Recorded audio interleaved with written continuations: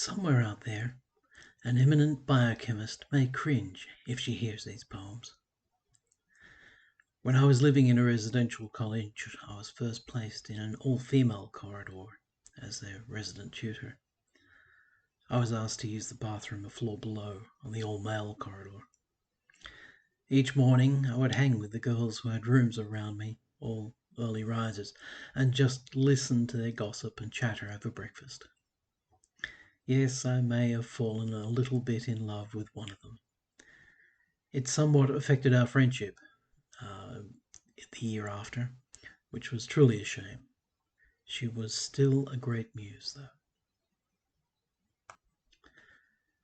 Will I always be trapped within those deep, dark eyes?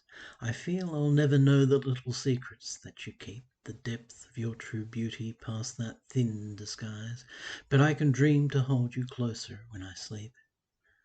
Will I ever touch the essence of your lovely soul, or will you keep your presence just as far away? I fear this image that I make of you is not whole unless I know your truths and feel them every day.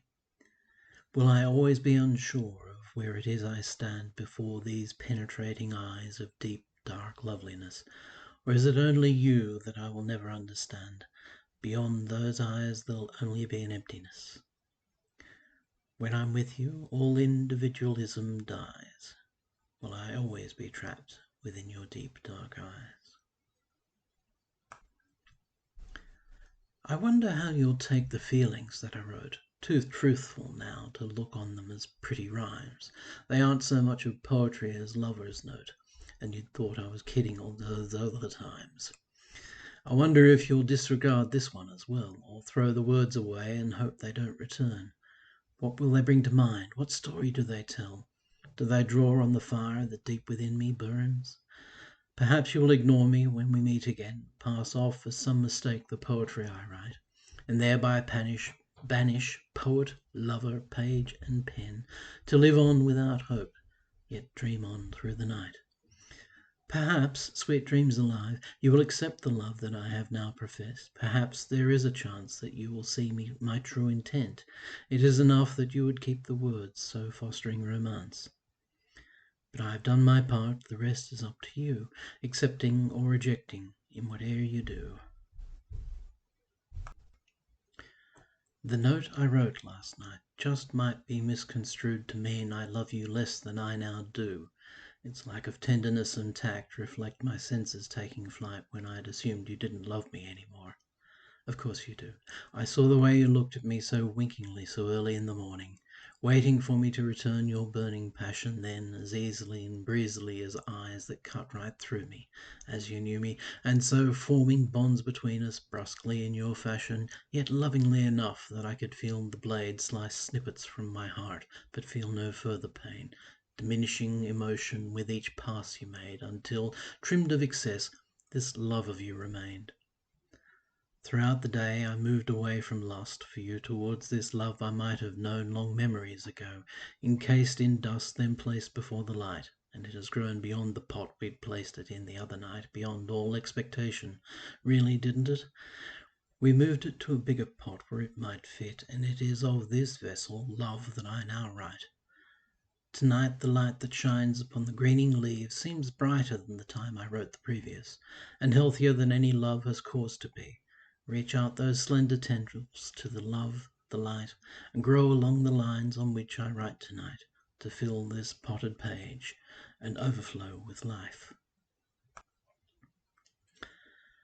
I whisper soft I love yous as I pass you in the hall. You never look my way, as if I wasn't there at all.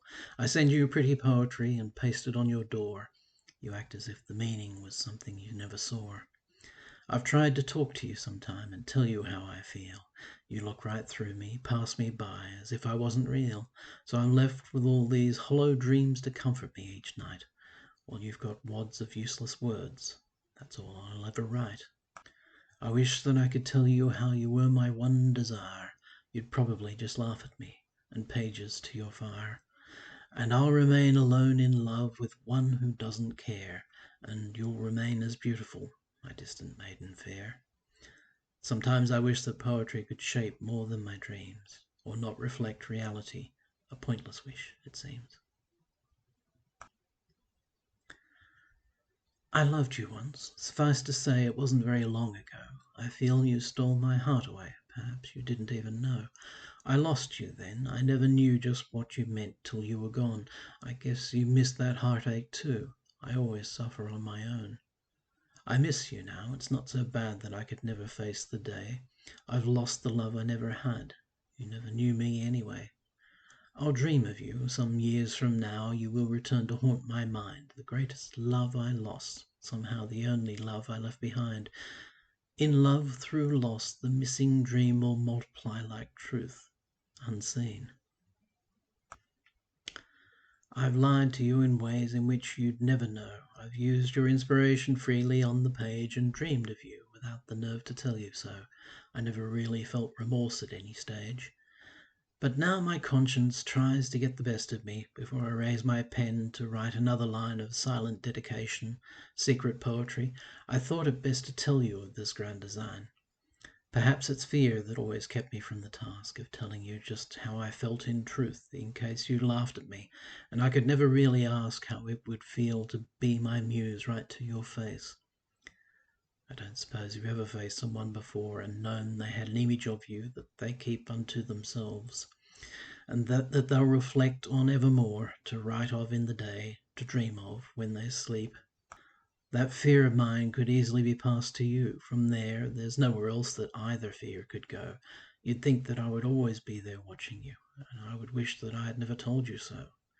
To compromise, the status quo must yet remain, and thoughts that I might send you this are all in vain. The cat's escaped the bag, and I've done the deed. No reason I should brag, but I no longer need to make some poor excuse that I don't have the time to tell of her misuse, her imagery in rhyme. I'd left so many clues. Now I confront my crime.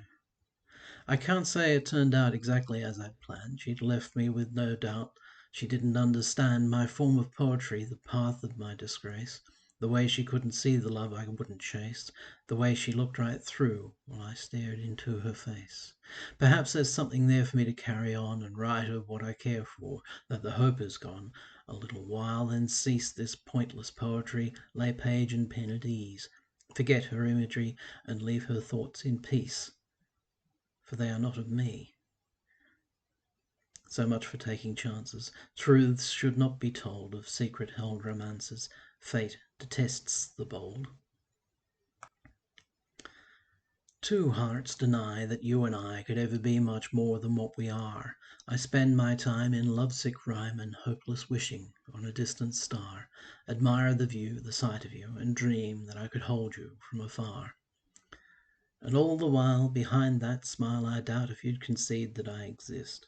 I'm not a part of your dear heart, nor ever have those tender lips been kissed by such as I. Sometimes I try, imagining the joy that I've missed. Oh, love of mine, you give no sign, in fact ignoring all that I give you. Are you so blind, or else too kind to tell me that you see, and always knew the love I sent and what it meant, but know that love requires the love in too? What have I done, my lovely one, that you could never look at me the way that lovers do, that I do you? How can I change my ways? What can I say to make you see the love in me, and so return that love as lovers may? Or can there be no love for me from you, the only one that I adore? Will I be left alone, bereft of love, but doomed to love you evermore? Why did we pick this night for us to fall in love? The days we've spent together, not a single sign, and now these strong emotions bubbling up inside. Have I the time to tell you, as you turn away off on some new adventure, how I love you so? To carry that within your heart where you might go, along with any fears I'll change while you're away, or else to leave you wondering as you walk alone, and I am many miles away, of heart unknown. Why now? Why at this moment in our lives? Oh, how I wish that we had shown such feelings long before, when time had no control upon our hearts, and we could think this through, not sink or swim. Alas, vain wishes broke too many hearts before, and so I say that I should here proclaim my love for you, at least, and only hope you see my way, Then take this love right now and know that I'll be true until you can return, in absence loving you. I guess I've blown it. Now you think there's someone else receiving all the love that I kept in my heart. I've worked so hard to fool my friends, I've fooled myself. Such fooling only tears the two of us apart. A friend, no more. They've seen me with a long-time friend, all innocent in our eyes, till the gossips took a paintbrush to that picture, and their images will tend to paint me black, all those who see but do not look. And you and I, what chance there ever was for us can be forgotten. How can truth ever retrieve what I have lost, all vanished with a little fuss where storytellers are the ones that you believe? Those stories are no substitute for you, my love, thought real enough for some. I need you at my side for gossip, stories, make-believe are not enough. I have this love for you, none else, and I have pride. Forgive them, but forget them, for they know not why they drive a wedge between the love of you and I.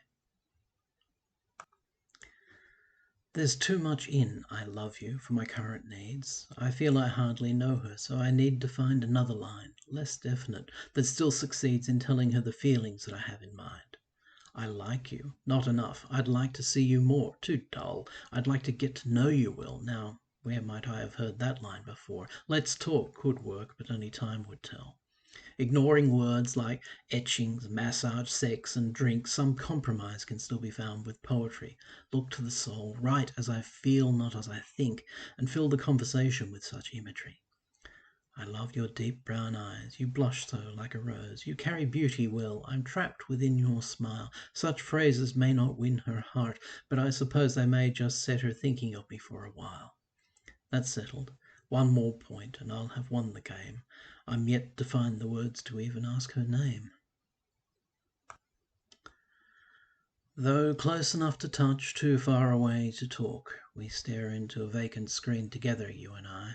You with a book to read, me one to write. We balk at anything but meaningless chatter and slowly die. Two hearts half broken, half moulded together in time, halfway between a love that once might have been, written in love letters, now fading the ink and the rhyme, and not quite far apart, lost love, somewhere in between. Not to ignore our presence, but to ignore our needs, we go on from day to day, without change, without love, and the fear of our feelings flows on, and it feeds on itself, and sometimes being there's not enough. Our small world is so lonely, and neither asks why we're so close as we sit so far apart, you and I. I know that I've missed your warmth, your fond embrace. 3 days to last without your love about the place. 2 days to go. The room looks bare without your face to lighten up my heart, that dark and empty space. In absence, fondly think of you to bring you near. In presence, I could not let go, would hold you dear.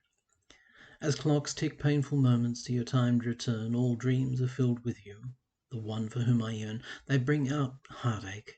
When will lovers ever learn to lay their love aside when one of them must far sojourn? There was a time when I had travelled far and wide, and glad I was when I returned unto your side. Now quickly come back to me, then I'll go away for many months, that love may stronger grow through nearness, love, and hope that we will never know a separation's breath. Time always passes slow.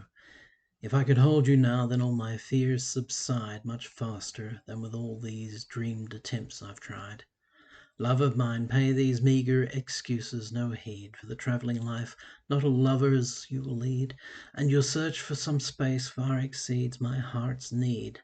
But I'll wait all the while for a love that I'll miss, and returning to closeness, that wonderful bliss, and I'll greet you and give my love all in one kiss.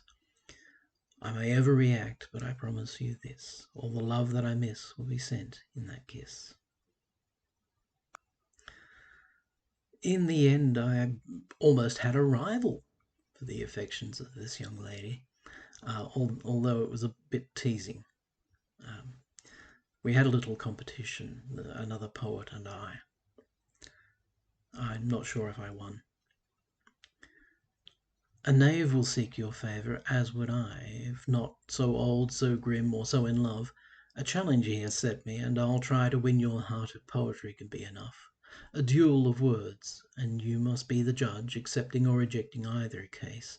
And yet I know that neither man will budge until they catch the smile upon your face. Accept this entertainment, then, in lieu of my professing deep, undying love, desire, or need, or lust, or feeling felt for you, or any other hope that I've been dreaming of. Though I defend your honour, I'll not try to make you love a poet such as I. I'm going to close off this episode with a poem that I wrote and then read rather publicly for an international night in both English and Esperanto. So I had to do the translation. I won't read the translation now because it's been a while and I have no accent for it now. So here's the poem in English. You have not had a reason to fear me. Hear me, there's never a reason to fear. Although I had once held you dearly, nearly, in truth I had not held you near. In truth, there was never a reason, lady, for taking your loving away, except it was not in my keeping. It made me a fool by the rules that you play.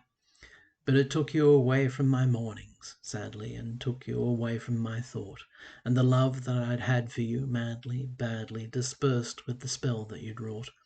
And now down the halls you pass by me, shyly, exchange a curt nod or a word, but you'll never ask me questions, deny me, try me, my answers have never been heard. No, you'll not know the reasons I loved you, lady, nor else why I'll not love again.